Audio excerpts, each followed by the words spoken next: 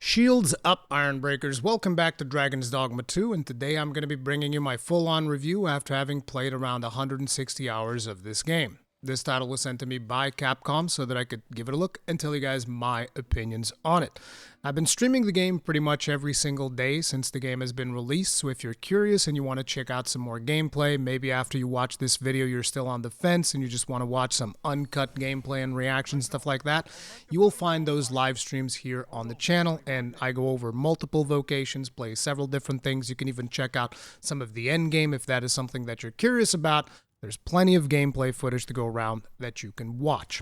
But, as per usual, whenever it comes to my review videos, I would like to start by talking about what is Dragon's Dogma 2. So you'll have to forgive me if you've been watching all of my content about this game up until this point, because I will be retreading some familiar ground to make the video as friendly as possible to somebody that is coming into the channel for the first time and checking out this video just because they want to see my review on Dragon's Dogma 2. So, what is Dragon's Dogma 2? This is a non-conventional open-world action RPG. And the reason I'm going to refer to it as non-conventional, it is because it is doing a lot of things different, and from the reaction that I've seen from within the community, the gaming community overall, that has come into my videos and had lengthy discussions about some of the things that this game is doing, there's a lot of people that actually don't like some of the features that this game brings to the table. And I call them features, whereas these people would call them lack of features, which is understanding from their point of view, but to me, these are good things, and to a lot of people, these are bad things. And these specific features that I'm talking about is the lack of hand-holding. What I mean by this is not every single quest in the game is going to have quest markers. You're not going to be able to simply complete every quest in the game unless you really take your time to explore, and there's not going to be that much guidance in the way that is going to lead you. You know, if you're someone who is a completionist and you're like, oh, I want to complete every single quest that this game has, you're going to struggle with that because a lot of the quests are very organic. You're going to be walking around through the world, you're going to be walking through a city or something, and an NPC is going to come up to you and say, hey, I have this thing that I would like you to help me with, as opposed to you just looking for markers on a map or something like that. So that is the non-hand-holdy part of it. The other thing is the game is not necessarily afraid to kick you when you're down. So say you're out and about and you're exploring and you die. You get to load from your last save, but the game is going to give you a hit on your maximum health. And then if you die again, the game is going to give you another hit on your maximum health until eventually you're going to end up at only one hit point.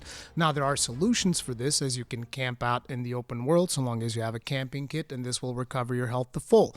Same thing if you happen to go to a town and you rest at an inn, that is going to recover your health to full.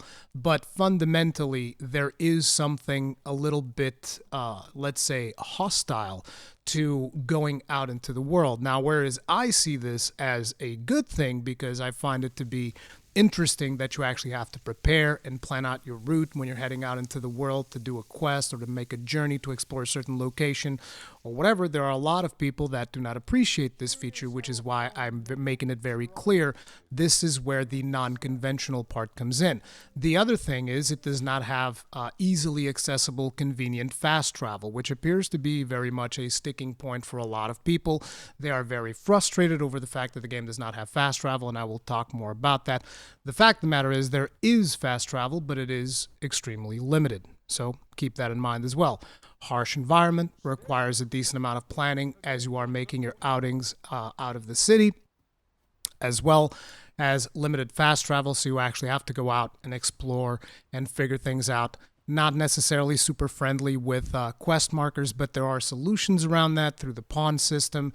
So these are the unconventional parts of it, and some of you will see these as negatives. Now, on the other hand, what do you get for this? You get some of the best class fantasy in RPG gaming from my personal experience. Like, for instance, a good example that I always like to give is the first time that I fought a Cyclops. I was playing a thief. I basically walked up to the Cyclops, climbed up on top of him, because the game has a climbing system wherein you can climb up on big monsters instead of just hacking away at their tippy toes or having to wait for predetermined phases wherein you get to hit their heads. You just climb up on the monster if you're able to read its reactions appropriately and predict its patterns, and then you can climb all the way up to its head and hit him in a weak spot. Sometimes the weak spot might not be the head, might be its chest, might be something else. But basically, you get to climb up on monsters. And so, in the first time that I fought a Cyclops, I climbed up to its head. I planted a bomb on its head because thieves have this thing where they can plant explosives. And then I jumped off his head. While I was in the middle of the air, I detonated said bomb. There's an explosion. The Cyclops basically starts staggering. As the Cyclops is staggering, I land in the ground. I throw my grappling hook using the ensnare ability and pull on its one leg as he's losing balance. He falls over, smashes his face on the side of a mountain, which deals massive amounts of damage. Afterwards, I run up to the Cyclops' head and I do a critical blow by stabbing him with both of my daggers. So this is the type of class fantasy that you can expect in a game like this. Now, I gave you guys the Thief example. There are other examples that are also extremely cool, like, for instance, if you happen to be playing a warrior. The first time that I did my critical attack as a warrior, my sword got stuck in one of the monsters, and then your character is going to pick up the monster as he is hanging on your blade, and then he throws the monster against the wall, dealing, again, massive amounts of damage. This is obviously for smaller monsters. You're not going to pick up something like a Cyclops with your greatsword because that would make no sense. But, I also, as I was playing a warrior for the first time, I staggered a griffin almost to death by just constantly smacking him in the head with a big sword, which is also very satisfying. As a fighter, you get to slam monsters with your shields and they get sent flying. As a sorcerer, you get to bring down the apocalypse with crazy spells. There's all of these crazy class fantasies that exist in this game that, in my opinion, don't really exist anywhere else. There are very few games that are able to deliver on emergent moments as well as just combat situations that get presented to you throughout the game. This is one of the most unique aspects of it. On top of it, you have a vocation system, which allows you to basically play whatever class you feel like playing whenever you feel like playing said class, so long as you unlock it in the game. So you can go from playing a sorcerer to playing a warrior to playing something a little bit more hybrid in the form of the Mystic Spearhand, the Magic Archer. There are all of these really cool vocations available in the game that really deliver on class fantasy that you don't really see anywhere else. Like in a lot of RPGs, if you happen to be playing a sorcerer, you cast a fireball, you spend some mana, and then you're like, oh, now I have to either chug a mana potion or have this meaty cooldown system that I need to deal with. Whereas in this game, it's like, hey, your stamina regenerates, everything uses stamina, so you're good to go. So if you want to be a big sorcerer and just cast big, powerful spells all the time, you can do that. You just have to wait a little bit for your stamina to refill, or you don't even have to do that because there's some consumables that recover your stamina. The point is, it's not like mana in a lot of RPG games where it's a very limited resource or you have only a limited number of casts. Like, no, stamina is always regenerating, always fast, and you're always being able to cast super powerful spells. The other aspect of it is that it doesn't take the easy approach that a lot of RPGs have nowadays, wherein everybody gets a dodge, everybody gets a parry, everybody gets like some type of evasive maneuver that they can go and do. And I understand that for a lot of players this is a good thing, but to me it kind of takes away from the fantasy aspect of a medieval-like setting that you usually have when it comes to RPGs. You used to have this thing back in the day where it was like, fighters can kill archers, archers can kill mages, and mages can kill warriors, almost like a rock, paper, scissors type of thing. And I understand it's not as simple as that, but that's usually kind of how it goes, right? In some of those older Dungeons and Dragons situations that you can kind of think of. And that's one of the things that this game tries to recreate by bringing in some of the vulnerabilities. So, for instance, if you happen to be playing a sorcerer, you're going to be extremely powered. As a matter of fact, I would say that by the end game, from my personal experience, sorcerers can pretty much delete everything. I'm not exaggerating here, by the way. They have a spell called the Maelstrom. You just cast that and you will delete a Drake, which is one of the strongest enemies in the game. You just delete it. Just like its health bar, just bloop, gone. That's something that we'll have to talk about as well. But the point is, mages are super powerful. But for instance, if 3 goblins surround you and there's nobody there to help you, those 3 goblins are going to have their way with you because they're going to keep hitting you and staggering you out of casting spells. And that is one of the aspects of the fantasy that I think is really cool, because it really gives you that feeling of a party, because you are going to be expected to create a party system using the pawn system in the game, which I'm going to be elaborating on as well.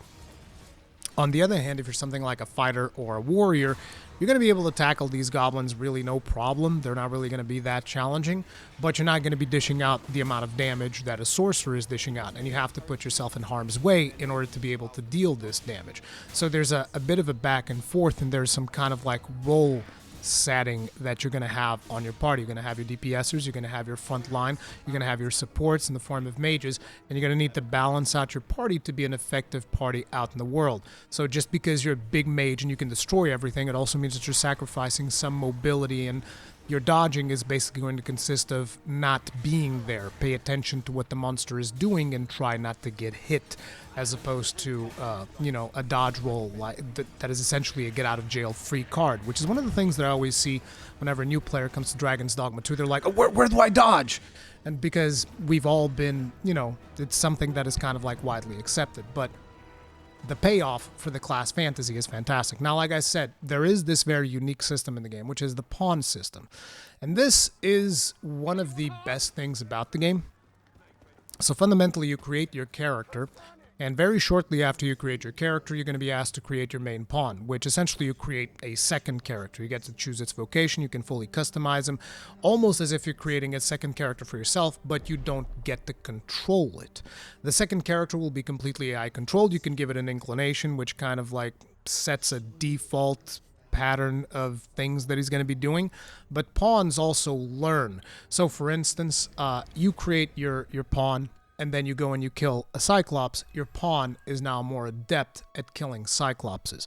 He knows where their weak spots are. He knows how to maybe climb them and stab them in the eye, doing all of these things.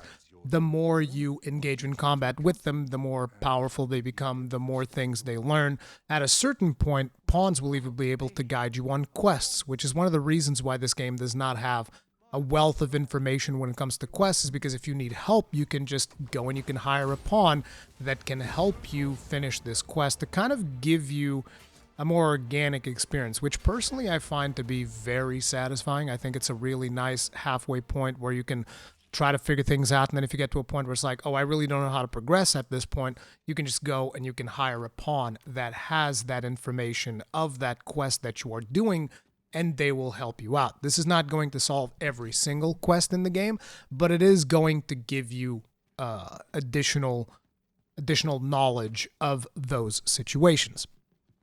And the combination of all of these things is what makes Dragon's Dogma 2 a unique game, which is why I find it so important to first describe what the game is, so that you know what you can expect from this game before we even talk about the specifics and why the game is good and all of that stuff, right?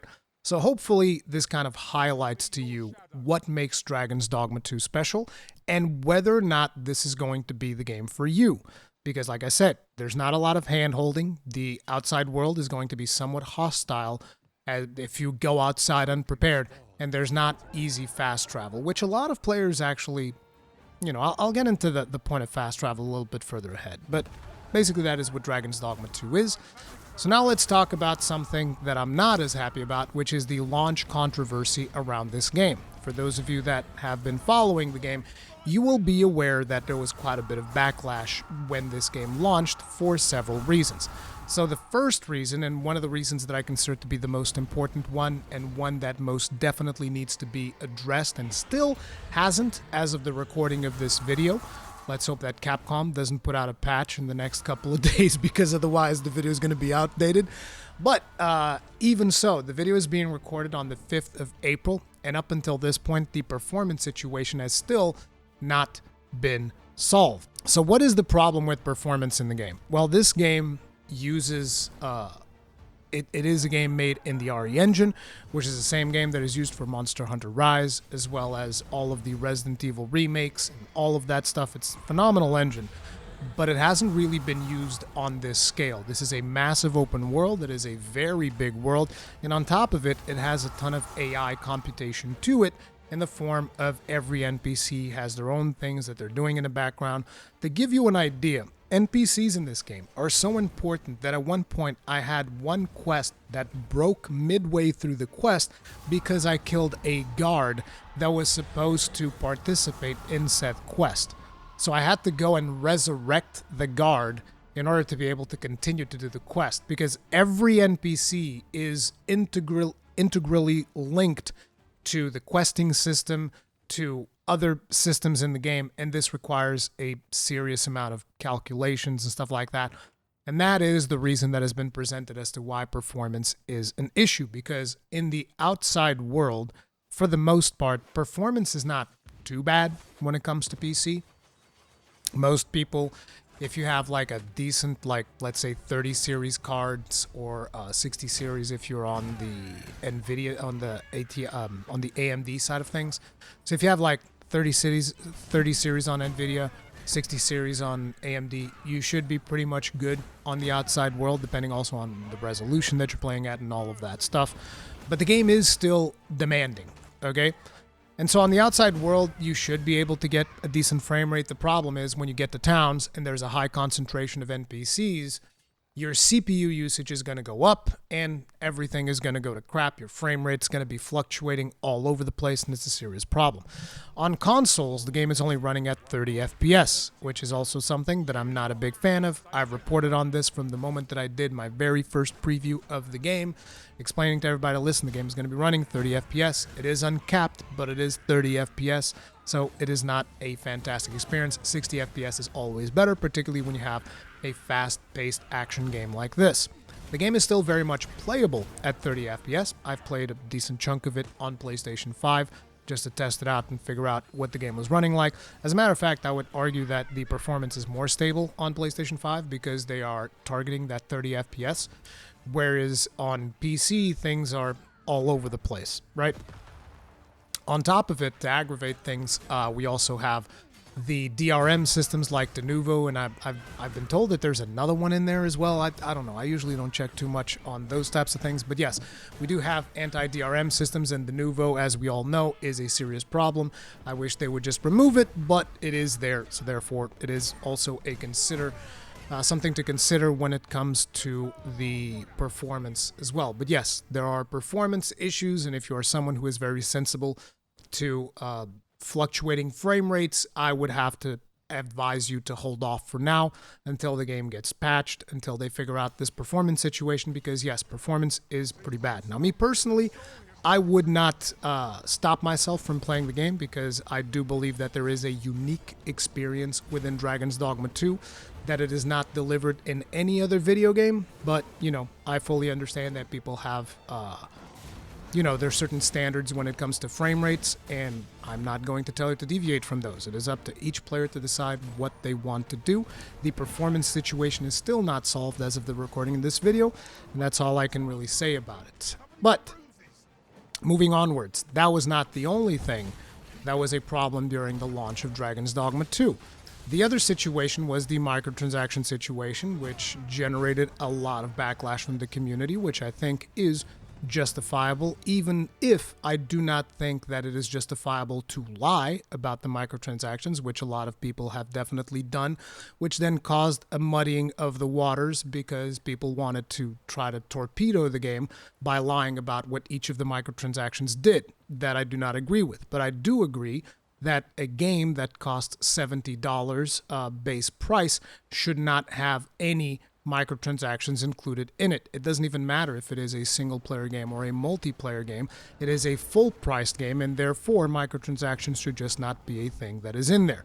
Having said that, though, the industry has already moved in a direction where that is just going to be a thing that happens.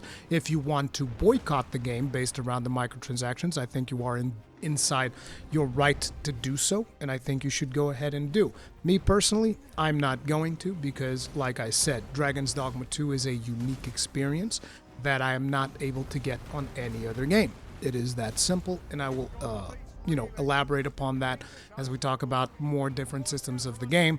But I'm not happy about the microtransaction situation either. Having said that, 99% of those microtransactions are completely worthless. They are not worth your money.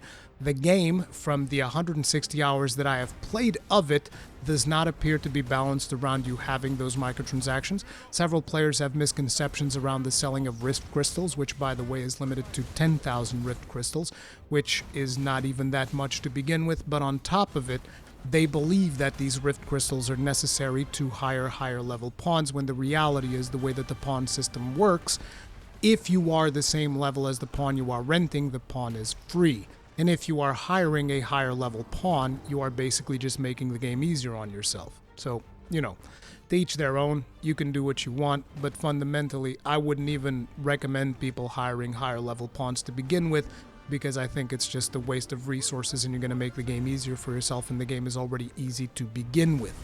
So, on the topic of the microtransactions, just to kind of like wrap things up, I completely disavow them. I do not like them. I absolutely despise them. And I think they are not worth your money.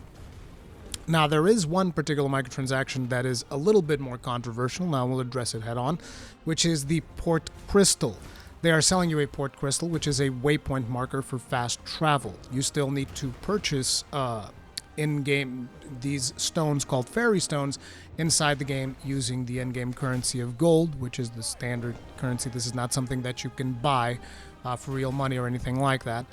So I don't like the fact that they're selling a port crystal. There's a limited amount of port crystals that you can gain by playing the game. Having said that, I got way more port crystals than I needed just by playing the game, and this is not even counting the port crystals that were gifted to me by other players. But just the port crystals that I encountered by playing the game were more than enough. Now, that is, like I said, one of the more egregious microtransactions, and I don't like it. But, it is what it is. That's the microtransaction situation, and I don't like it. I don't agree with it, but that's just the reality of the industry of gaming nowadays, unfortunately. So now let's go real quick over the visuals. So we have this performance situation. Do we at least get fantastic visuals to go with it? In my opinion, most definitely. This is one of the most gorgeous games that I have played in recent memory. The game looks beautiful. It animates even better.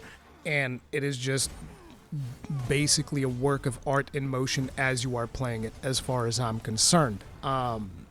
On the console, sometimes you will get some lower textures because that's just, the downsides of playing games on console. You're never going to have as high fidelity experience as you have on the PC, but that's not to say that it looks bad. The game looks gorgeous on all the systems that it is on, as far as I'm concerned, and personally, I just love playing it. There's really not a whole lot to say when it comes to visuals. I think the game looks fantastic, and if you've been seeing some of the conversations around it, where there are some bad actors saying, looks like a PS3 game, those people have problems or they need to go see an eye doctor. I really don't care, but the game does not look like a PS3 game by any stretch of the imagination. The game looks absolutely gorgeous. It's just that simple.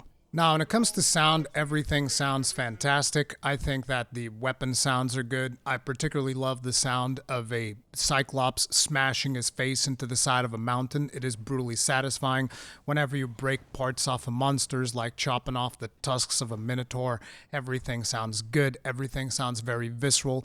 No real complaints there. However, when it comes to the soundtrack, I have to say that I feel the soundtrack of Dragon's Dogma 1 was significantly better. That's not to say that the soundtrack of this game is bad. It is to say that the soundtrack of the original Dragon's Dogma definitely packed more of a punch and took more chances. I mean, the real OG starter screen of Dragon's Dogma had Dangan Into Free. You guys can go look that music up on YouTube, and it is absolutely awesome, and I really miss that, even though they eventually replaced it when they came out with Dark Arisen, which was a little bit disappointing, but, it is what it is. But even then, the soundtrack, the combat music of the original, in my opinion, was all around better, because it took more chances, it was more aggressive, and that's the type of stuff that I like. The soundtrack on this game is not bad, but it is much more, let's say, a safe choice than in the first one. And I like it when companies take chances. But, I'm sure there's going to be people that are going to prefer the soundtrack of Dragon's Dogma 2 over the original, so that's going to be a thing that goes back and forth. In terms of voice acting, I thought that the voice acting was good all around. I played with English voices, no real complaints there. Everything sounded good. So it is what it is. Now, moving on to story. This is going to be something that I believe is going to divide a significant segment of the community. And that is because the story, and again, we're not going to go into spoiler territory here, but the story in this game doesn't really take center stage. The story is more just the plot device to keep you moving forward, to advance the events out in the world.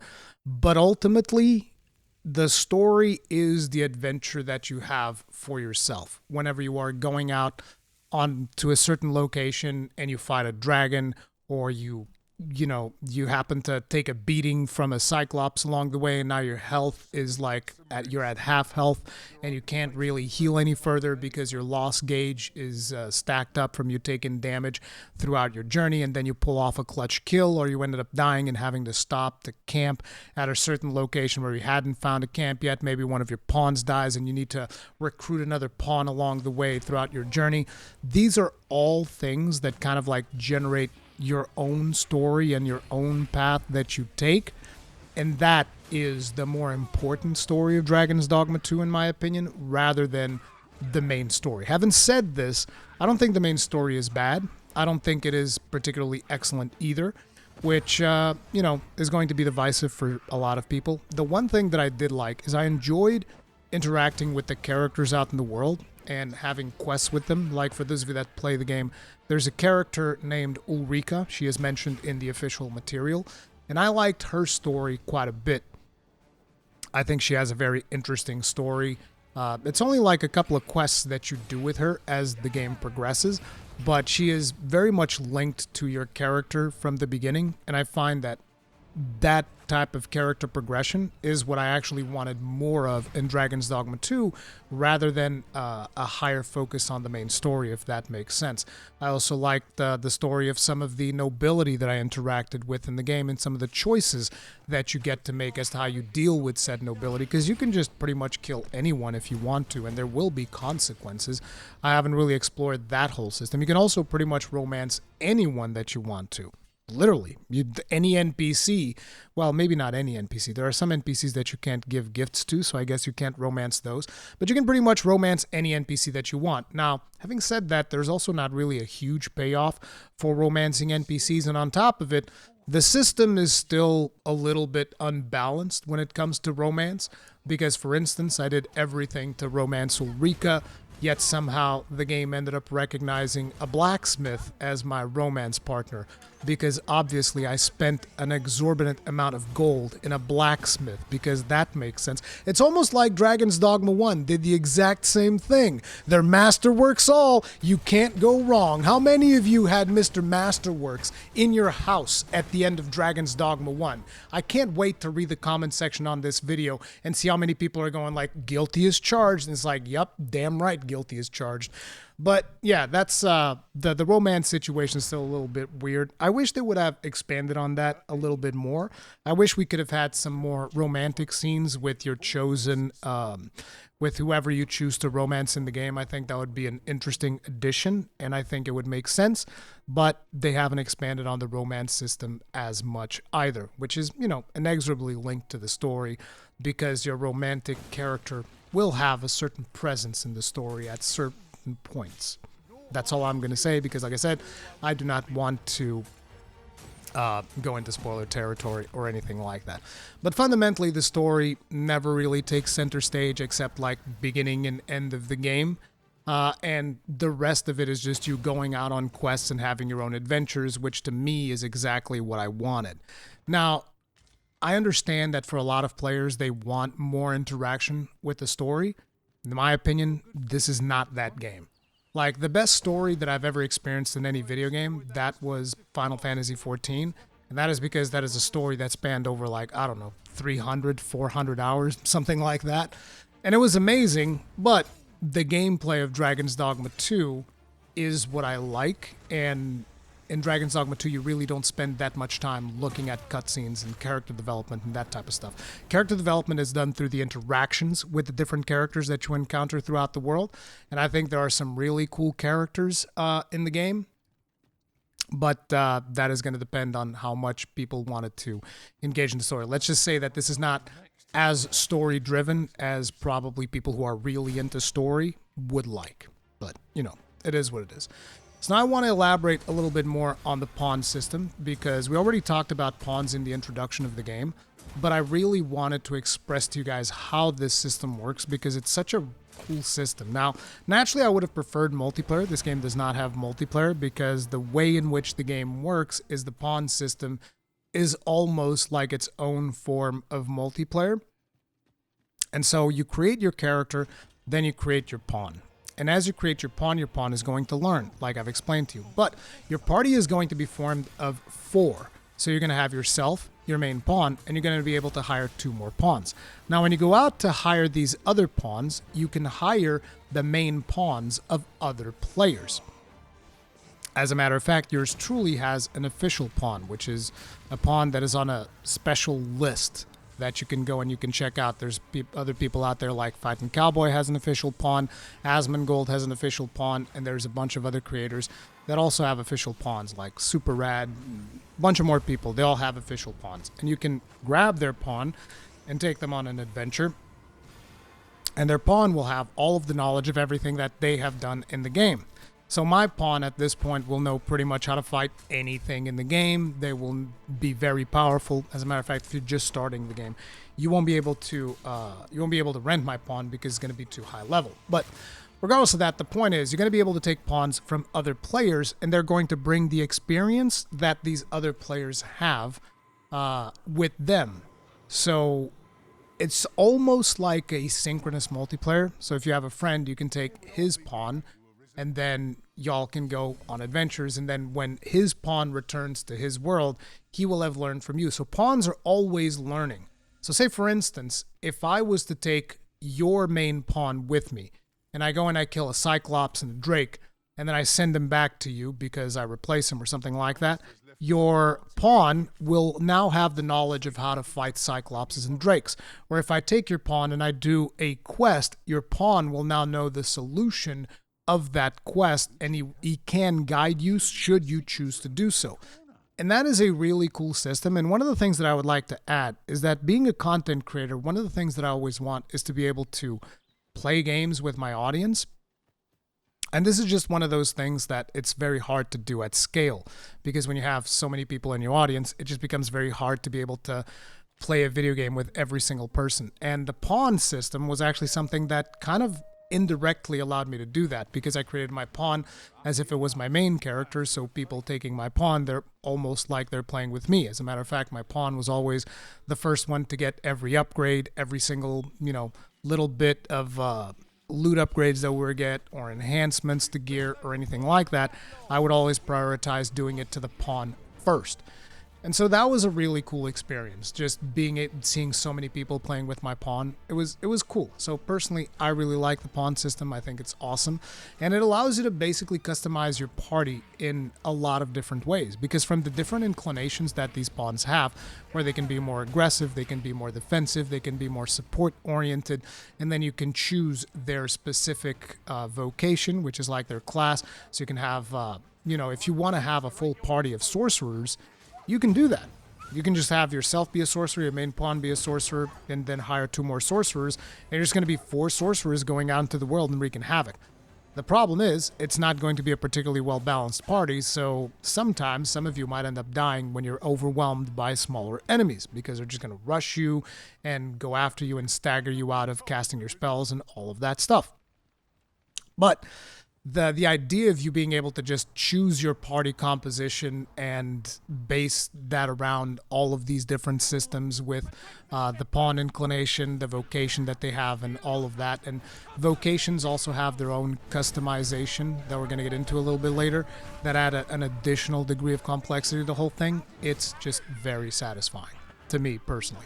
So that's the pawn system. And then one of the things that I mentioned in the intro as well is that this has some of the best class fantasy. I give you guys the examples of when I took down a Cyclops with my thief by blowing stuff up, but there's plenty of other vocations that really allow you to just live out those crazy fantasies. And the cool thing about the vocation system is, like I said, you can swap it around whenever you want, but each vocation comes with a set of 5 augments. And the way that this works is augments are cross-vocation. So you can play as a thief, and that will gain you access eventually when you level up the thief all the way. You will gain access to an augment called Verve, which increases your strength. And then you can use that in your fighter, or on your warrior, or on your Mystic Spearhand, which will increase your damage. So it's a really neat system for those of us that enjoy min-maxing and coming up with different builds and doing all of that, because you will be expected to level up different vocations to gain access to different augments that you can then customize into your character. Then on top of it, you can also get different sets of gear, even though the reality when it comes to gear in Dragon's Dogma 2 is that there are things that I would just consider to be best in slot. So yeah, the diversity that you get at the end of gear is actually not that much. You're mostly going to be like, oh, I want this thing because this deals the most damage. There is some room for you to play around with it if you want to play, for instance, with elemental damage, because there are some weapons that come enchanted with, let's say, frost damage or fire damage. And if you're fighting something that is weak to that element, which there is a system of elemental weaknesses and advantages and all of this stuff, if you are fighting monsters that are weak to that element, there might be an advantage to having one of those permanently enchanted weapons. But fundamentally, the combat of the game is absolutely fantastic. The fantasy of playing around with these vocations is absolutely awesome, but there are some downsides to it. Now, one of the first downsides that I would point out is there appears to be a bit of a ranged bias in the game, which at the end of the day, I've been thinking about this a whole lot since I finished the game, and I was like, would I really want them to nerf those classes though? No, because the classes are so much fun that I don't know if they were to nerf those classes, they would still be as awesome. But like Magic Archer and Sorcerer just stand out like a sore thumb. In the end game, they will straight up delete enemies. It is not really that challenging, but there's just a bias towards range. But that's almost always the case when it comes to RPGs. If you're ranged, you're able to deal damage without taking damage. Usually those classes end up being the best. But there's still, like I said, fantastic class fantasy even if you are playing melee, so I don't think that this is a big issue. Now, one of the systems that the game utilizes that I also mentioned previously is climbing. Now, if you've played the original Dragon's Dogma, climbing was a fantastic mechanic. Now, I'm not going to say that they came up with the idea first, because if you've played Shadow of the Colossus, climbing feels very much inspired by Shadow of the Colossus. It probably even is. I'm sure that Itsuno at some point might have even said that he had been inspired by it. Wouldn't really surprise me.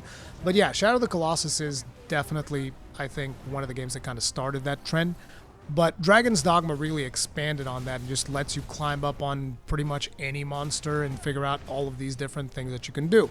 So they improved on the climbing system from Dragon's Dogma 2 in a really cool way, which is you no longer have to be grabbing the monster at all times. So the idea is you jump on the monster, you grab the monster, and then your stamina meter starts decreasing. So you can only climb for a certain amount of time while you have stamina, right? So in the original, you would climb up on something, and then you would hit it as often as you possibly could, and then you would have to jump out. But in this one, if you manage to get yourself on a position where, say, you're standing on the back of a Cyclops, you can let go of the climbing thing, and your character will just stand there in the back of the Cyclops, and you can recover your stamina, and you can beat the crap out of the monster while standing on it. Now, naturally, the monster will have certain moves that will cause you to fall off if you are not grabbing onto it, but it does give you an evolution of the climbing system. However, I would also like to criticize a little bit that I wish they had improved the mobility of this climbing system, because sometimes it is not as accurate as you would like. This was a problem in the original as well, where just you hold the stick forward and you're like, please move forward, and your character starts going sideways and starts going in strange directions, and sometimes it gets a little bit awkward with the climbing. It requires a decent amount of practice, and I wish they had improved on it just a little bit, but the amount of updates that they have done to the climbing system by just allowing you to let go of the monster and stand on top of the monster is enough to make me plenty happy. I just wanted to point out that I really wish that they got rid of some of the jank in there, but you know, it's some of those things that I believe that's probably one of the hardest things to code. This is why in a lot of video games, whenever you're fighting big monsters, you end up hitting them in their tippy toes, because climbing monsters and doing all of these crazy things is really, really hard. So I'm glad that they're still doing that in this game. But now the biggest criticism that I would have to the combat system and just the overall gameplay of Dragon's Dogma 2 is the scaling. And that is to say that monsters don't really scale, so it is very easy for you to become overpowered early on in the game and then just trounce everything the game has. So in my case, for instance, it took me a long time to become overpowered because I decided to just play a bunch of different vocations. And because player level and vocation rank are two different things, even if I'm level, let's say 50, if I equip a low level, like a rank 2 vocation, I'm still going to be significantly weaker because my abilities are not going to be up to snuff. So things still stay challenging. So me having played pretty much all of the vocations at some point of my playthrough made it so that I was always getting a little bit challenged in the things that I was doing because I was always playing a little bit under-leveled against most things that I was fighting.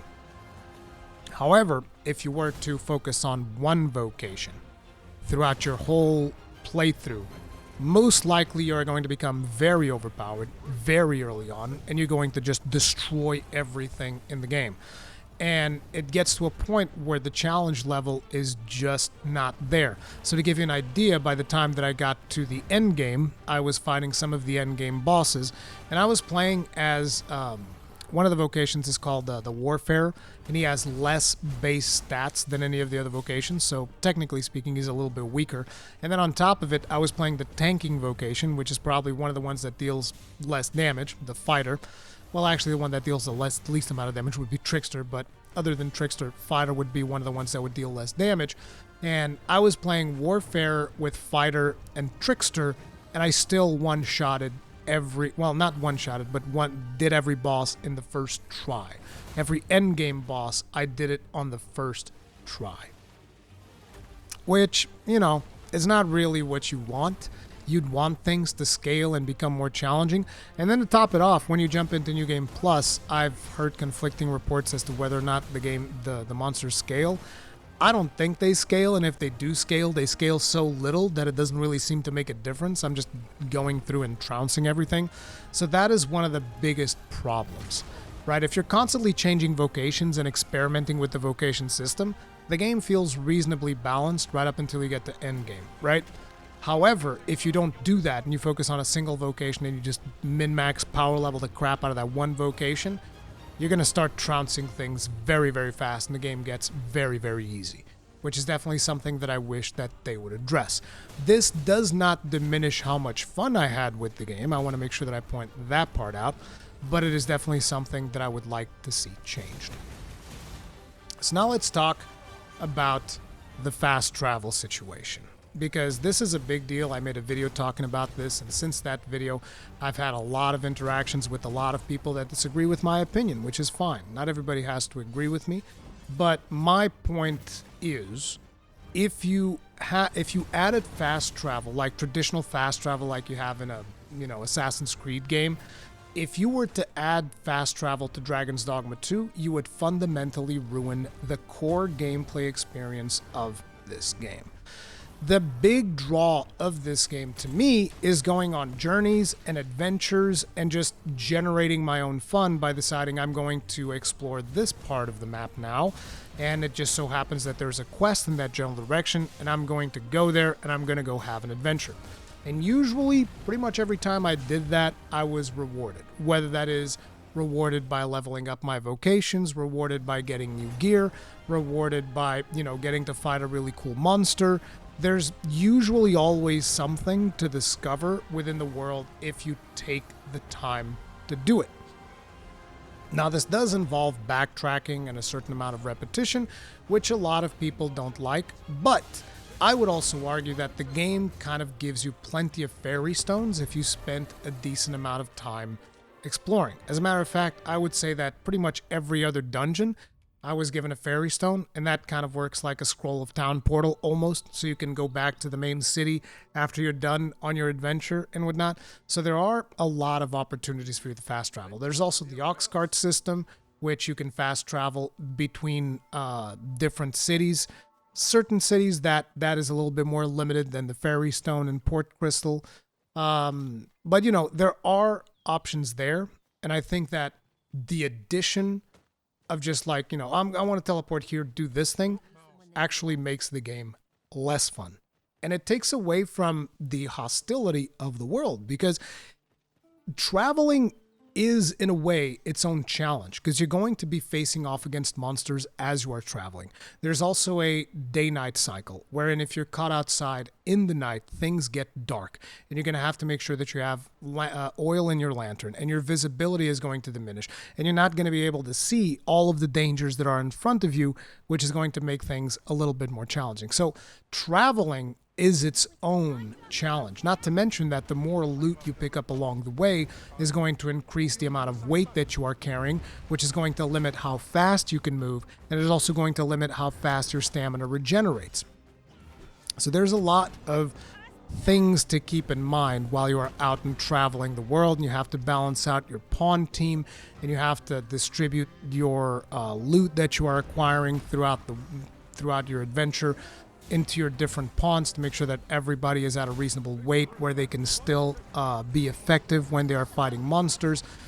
And all of that would simply be gone the moment that you would add traditional fast travel. So when people tell me, oh, you could just not use the fast travel system, and those of us that want to use it could use it, I fundamentally disagree with that. And let me also say that you have probably over 1,000 games that do that already. And none of those 1,000 games is able to deliver the exploration experience that Dragon's Dogma 2 does. It's just that simple. If they were to add traditional fast travel to this game, this would be a different game. A game that would not be as interesting to me.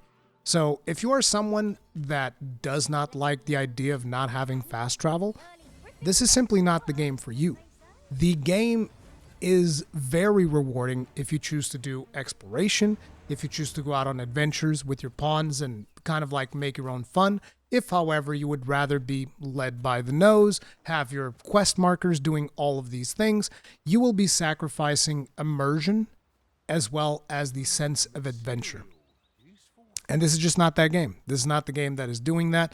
And this is the type of game that I personally enjoy. I love the experience that they are going for when it comes to traveling in Dragon's Dogma 2. I backtracked the same paths over 50 times. Had no problems with that. As a matter of fact, I played 160 hours of this game. At no point did I feel like the game was not respecting my time, like a lot of people like to claim. Now, if some people believe that that is the case, that the game is wasting their time, they shouldn't play it. That's just the way that I look at it. You have so much choice nowadays when it comes to gaming that if a game comes out that I'm not interested in, guess what I do? I don't play it. I move on. I play the one game that I am interested in, which just happened to be this one. So, it is what it is. However, now we also do have some criticism when it comes to this aspect of it in terms of exploration and all of that stuff, because one of the things that was disappointing to me, and this was one of the things that people kept asking me during my live streams, and I wanted to make sure that I finished the game before putting out my full opinion on it. One of the things that was disappointing to me was that I expected more dungeon tile sets. So what does this mean? Every dungeon in the game pretty much looks the same.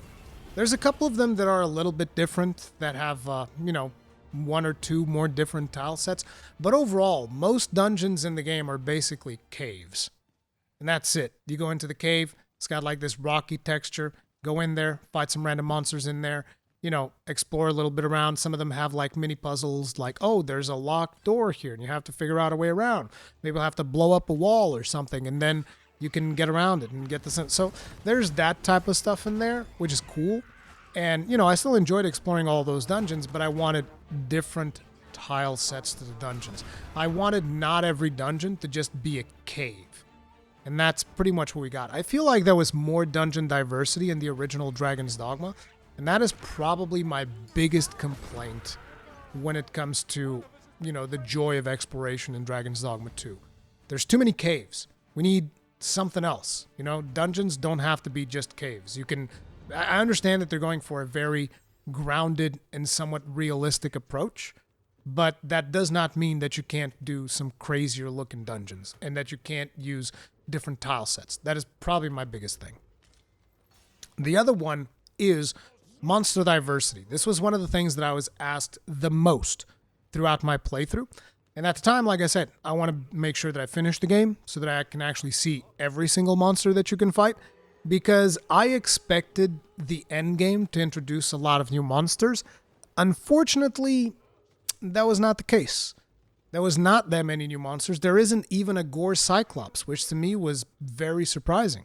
But, you know, they decided not to add those. I'm not sure if this is something that they're potentially planning on, you know, oh, we updated the game, here's a new monster, almost like they do in Monster Hunter, or if this is something that they're going to just do a DLC. I believe there's going to be an expansion. I think that's almost inevitable. The game sold 2.5 million copies, so an expansion is kind of like to be expected, in my opinion. But I do feel like we should have had more monsters. Now that I've finished the game and I fought every single monster, we should have had more monsters, and they should have scaled higher as we became more powerful. Because, like I said, near the end game, everything was very, very easy. Speaking of end game, not getting into the specifics of it, another thing that I would criticize about the end game is that you only really fight the endgame bosses once. There's no option to fight them again. And some of those fights were actually really cool, and I would have liked to be able to fight them again for some type of reward for something, or even just let me fight them again. No, you fight them once, they're dead, they're gone.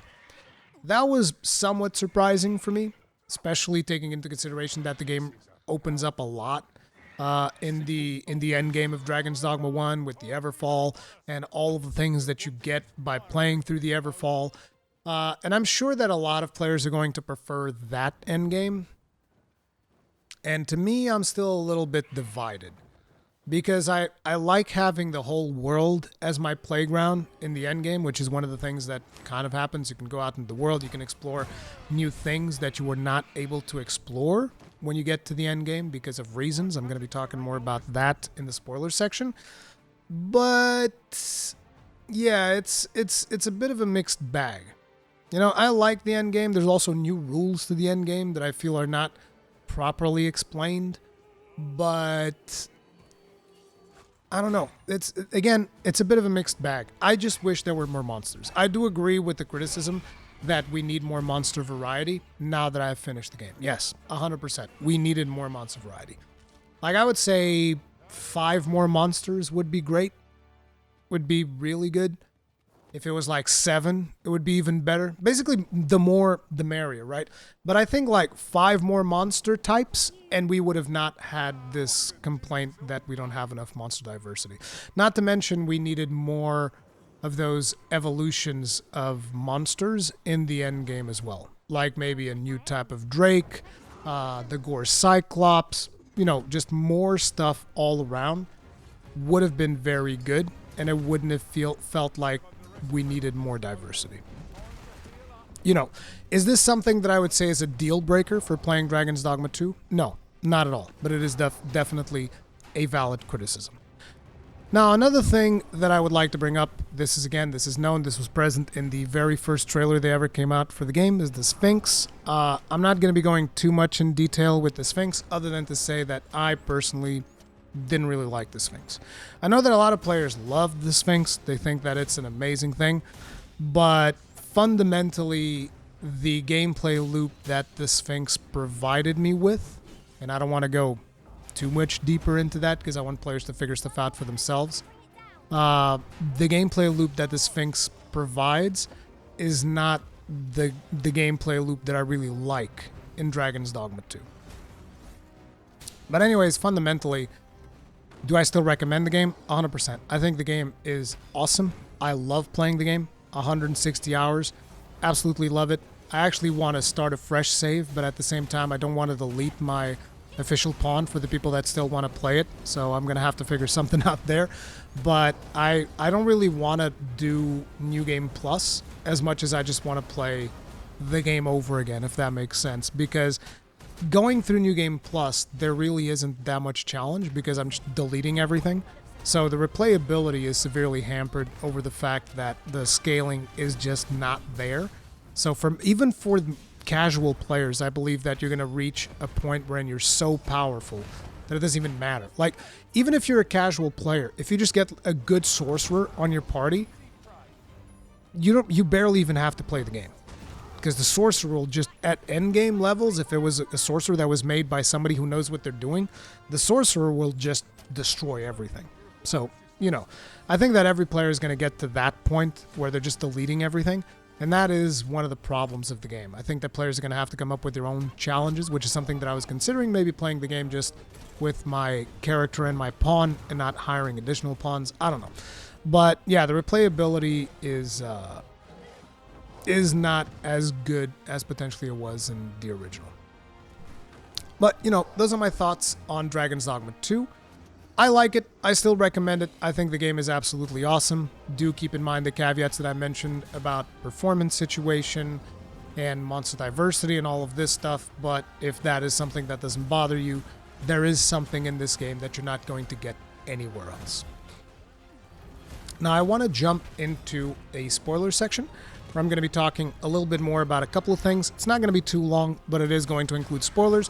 So if you want to peace out of the video at this point, feel free to leave it a like if you enjoyed it. Subscribe, bell notification icon, all of that jazz. I'll see you in the next one. And that's 1, 2, 3. Let's get started. So first, let's talk about the story. The story, in a lot of ways, one of the things that I've come to realize is that this is basically almost the same story as the original, which makes sense because this is, another dimension of the Dragon's Dogma universe, so to speak. So it doesn't take place before or after the original Dragon's Dogma. It basically takes place at the same time. But one of the things that I noticed is that the story really appears to presume that the player knows of the original Dragon's Dogma.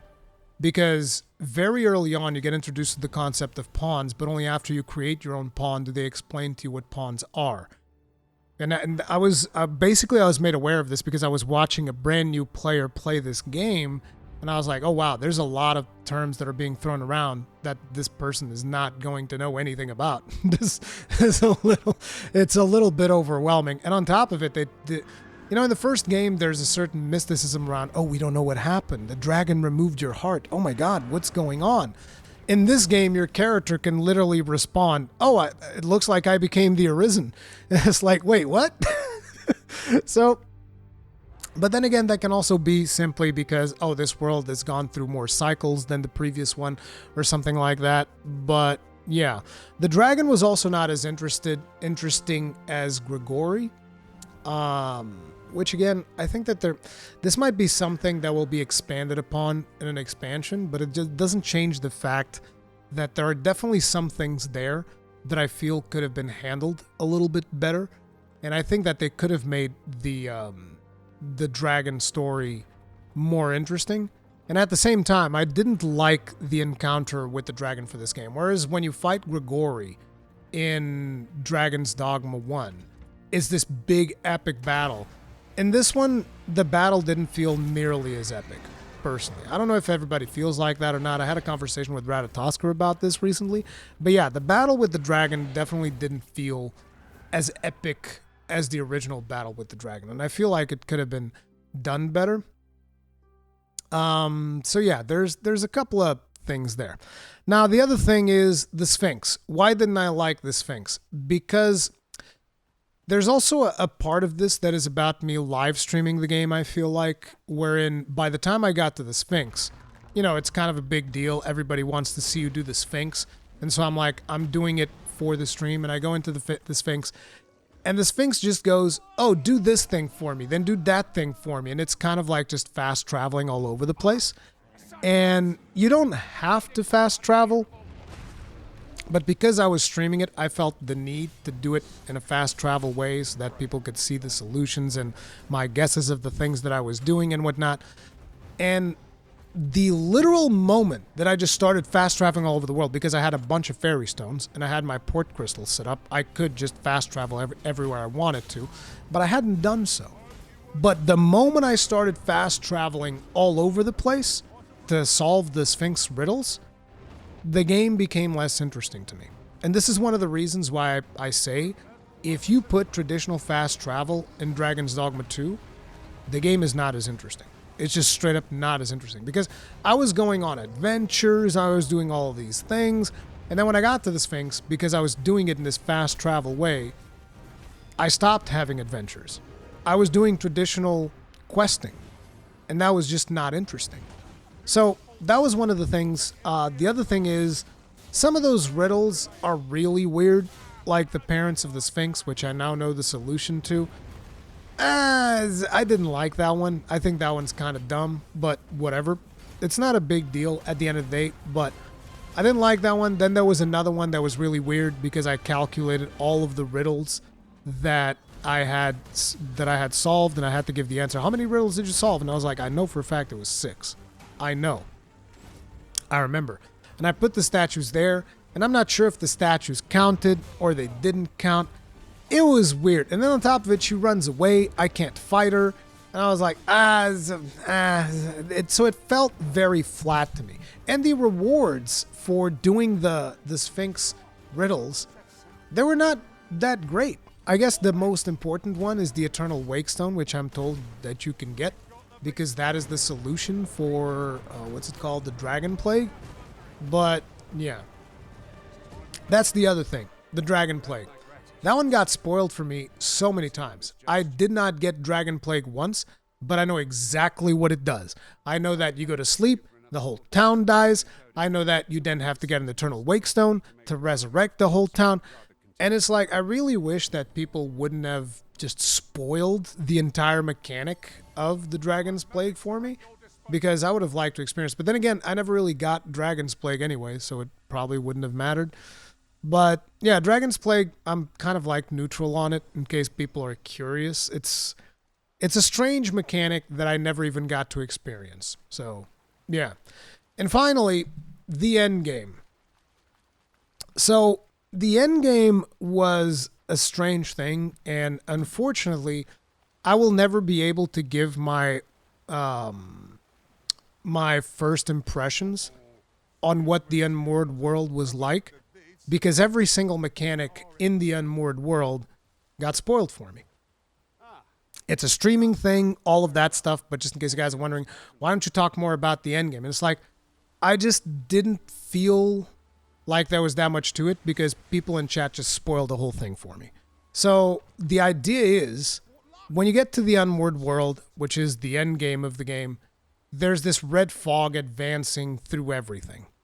And the red fog, I'm going to assume, destroys everything that it goes through. And so people were telling me, you can't sleep. If you sleep, the fog advances. And I was like, oh, okay. So I did all of the endgame bosses without sleeping. It's not hard, because you can get all heal elixirs, which just recover your full health if you need to. You can also die, and when you die, you can wakestone back up, and that also recovers your health to full. So it's not even that hard to do the entirety of the endgame without sleeping. So that's what I did. I just did the whole endgame without sleeping. So I never got to explore, like, maybe a village getting destroyed. I never got to, I didn't experience any of those things. Now, I will say that one of the things that bothered me is I wanted to spend more time in the Unmoored World, but at the same time, the red hue in the sky is like, this is one of the most beautiful games that I've played in recent memory. And in the end game, I just have to look at it like the world is ending the whole time. I wish there was something you can do in the end wherein, oh, we've done this thing, now the skies are back to normal.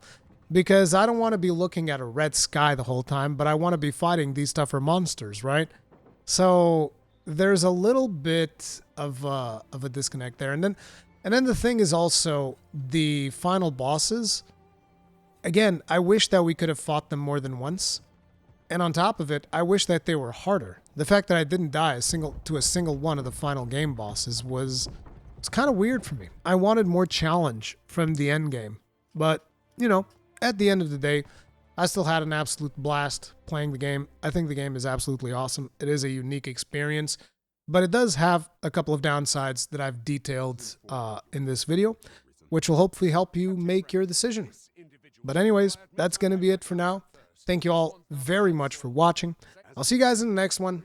Stay strong, stay safe. Peace out.